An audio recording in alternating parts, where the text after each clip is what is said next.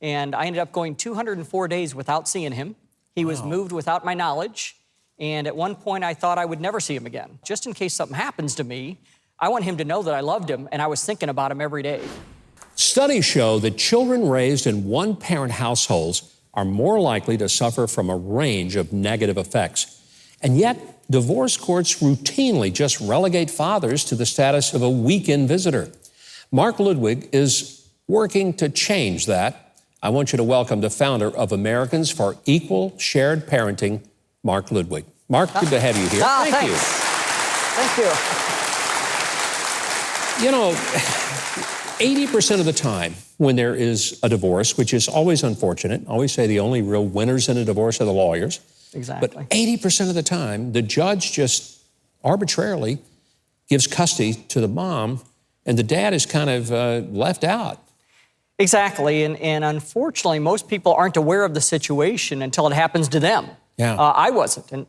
12 years ago, if someone mentioned there was a problem, I wasn't aware it was an issue until it happened to me. So when it happened to you, unfortunately, you and your spouse split, and a child, a son involved, you, I'm sure, thought, okay, well, I'll get him half time, she'll get him half time, we'll share this. Didn't quite work out like that, huh? Yeah, my situation, out of respect for my son, I try to not divulge too many details about his mother and everything, because I firmly believe that two parents need to realize they've got a child. Yeah. And we need to keep our problems to ourselves. But yeah, there were some issues with his mother that I had a challenge with. And I ended up going 204 days without seeing him. He was moved without my knowledge. And at one point, I thought I would never see him again. And it was horrible. I started writing a journal during that period of time because I thought, just in case something happens to me, I want him to know that I loved him and I was thinking about him every day. So I started writing to him every night before I went to bed. And I still do it to this day. He's got 42 books now of journals. 42 books of journals. Every night before I go to bed for 11 years now, I've written to him. So his entire life is journaled. And when he turns 21, I'm going to given to him. And I've tried to not de-edify his mom, but let him know how much I cared about him and how much I was thinking about him during everything that went on. So this became, first, a personal issue, you trying to make sure that you could be involved in your son's life. At what point did you decide, you know, this is a bigger thing than me? There are dads all over the country who are being shut out of their children's lives, and they really have a hard pathway going through court to get either joint custody or sometimes even simple visitation. When did you decide you were going to do something bigger than just fight for your own son's case? Well, I'd been pretty active in St. Louis in the community. I'd served on a lot of board of directors and was very politically active. And so once it happened to me, I started getting phone calls that started trickling in, and then it became like a tidal wave saying, hey, the same thing happened to me, the same thing happened to me. And I finally decided, you know what, I've got a lot of political connections. Why don't I start working on trying to get legislation passed?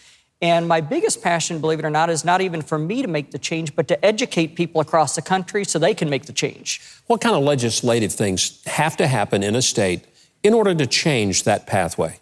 The biggest key that we're working on at the statewide level is what we call a 50-50 rebuttable presumption. And what that says is when you walk into the courtroom, the child should be presumed to have equal access to those parents the same way they did the day before the divorce. Now, the judge still has discretion, but you don't arbitrarily pick a winner and a loser, which is what happens nowadays. Nowadays, someone walks into an attorney's office, and most attorneys will say, look, you know, you're not going to get 50-50 in our state. One of you is going to win, and one of you is going to lose. So it turns parents into adversaries. Exactly. And then the children are injured by that because they see this even bigger fight. It's a horrible thing. And I mean, we've kind of embodied it into our law. When I'm thinking about how this could be changed, I'm also thinking, what happens when it doesn't change? When dads are left out of their children's lives, or for that matter, when a mom is. So what are some things that statistically happen to a child? Well, and that's it, is statistics show, and I'll fight just as hard for a mother as I will for a father, because I'm not fighting for the parent, I'm fighting for the child. That child needs both parents in their lives. Great point to make. You're not fighting for the parent, Exactly. You're fighting for the child. I'm so glad you said that. That's beautiful. You know, regardless of how I feel personally about my son's mother, that's his mom. Yeah. And she adds value to his life that I can't add. I believe that's why God designed it for two people to create a child. We both have strengths and we both have weaknesses. And we compensate for those when we're raising a child. And statistics have shown, from a fatherless standpoint, a child growing up without a father, 80 to 95 or to 94% of all teenage runaways, teenage pregnancies, teenage drug problems, teenage behavioral problems, 80 to 94% of all of those, the one common thing is they grew up without a dad. Wow. And yes, that's we do a have staggering amount of it's phenomenal. Social disruption. And you think of how much of that is created, 21 million kids going through the family court system that are relegated to a visitor with one of their parents. Wow. With myself, my son misses out on the experience of dad getting him ready for school, dad doing homework. I become the Disney dad. So it's fun to see dad on weekends, but as a parent, my responsibility to my child is different than being a fun dad. He needs to see that dad can get him ready for school, that dad can do homework, that dad has work to do during the week. And he misses that experience. And the dad can also tell him no sometimes. So it's not always, dad's going to say yes no matter what you say. Well, and that's it too. Most kids in this situation know that from about noon on Sunday on, if they want to get a favor, it's probably going to, because most dads realize at 5 o'clock on Sunday, they're not going to see their kids all week. Yeah. And so they don't want the last impression to be, wow, I got in trouble right before I had to go back to mom's.